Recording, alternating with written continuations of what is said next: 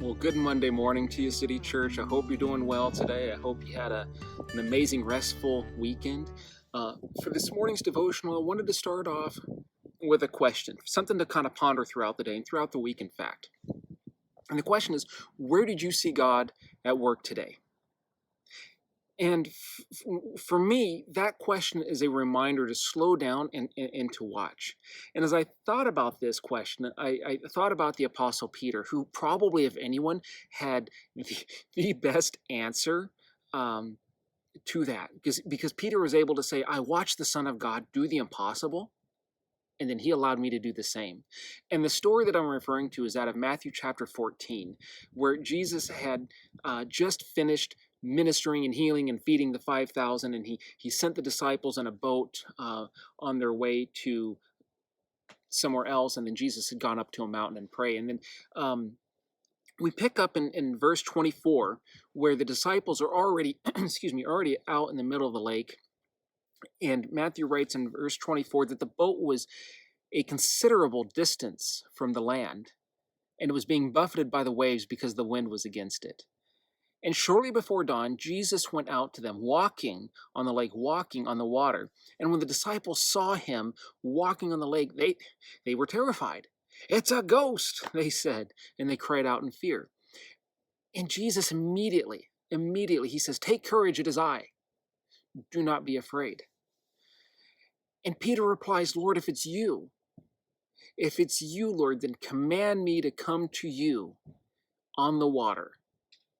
Jesus said, okay, come to me.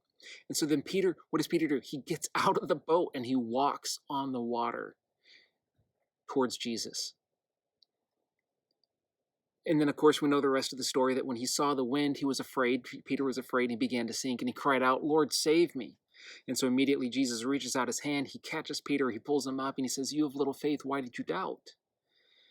We so often tease Peter in this instance. Peter, if you would have just kept your eyes focused on the Lord, you would have been okay. But you didn't, and you weren't, and Jesus had to save you. And not only did he save you in front of all your buddies, he called you out on your lack of faith. But let's keep this story in the appropriate context. You see, these were very seasoned fishermen. Fishing for these men was the basis of their livelihood before they left it behind to be full-time followers, full-time disciples of Jesus. So they knew their way around a boat. They knew their way around storms. They knew their way around sea navigation. This wasn't their first sea rodeo, if that's even a thing. I don't think it is. But anyway, so for Matthew to record that that these men were terrified at the way that the boat was getting shifted around, that's saying something. The waves are crashing. Matthew, the tax man, he's probably losing his dinner over the side of the boat. And now, amidst all of this, they think they see a ghost walking to them on the water. And Peter says, Lord, if it's you, then command me to come to you. And because I trust you, I will get out of this boat and I will walk to you. Now that's faith. That's faith.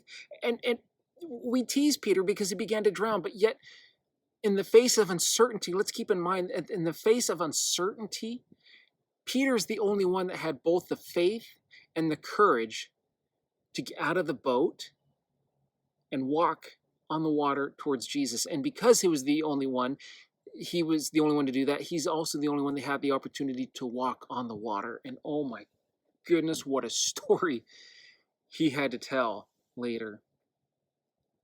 And do I think that Jesus really called Peter out for his lack of faith? Yes, but probably more in a loving fashion than a rebuke. Probably more pulling close to Peter and just saying, brother, why did you doubt, man? Come on, let's go get in the boat. It's easy to look around, especially right now. It's easy to look around everything that's going on and get frustrated and get angry and fearful and anxious of just not knowing and not liking how things are right now. And so many things out there right now are vying for our attention. But if we pull our attention away from those things, away from the waves and the uncertainty that's crashing all around us, and we choose to keep our eyes on Jesus then we can answer the question, where did we see God at work today? And family, I promise you, when God moves and you think about the awesomeness of what he did, oh my gosh, what a story you're going to have to be able to tell as well. Have a great day.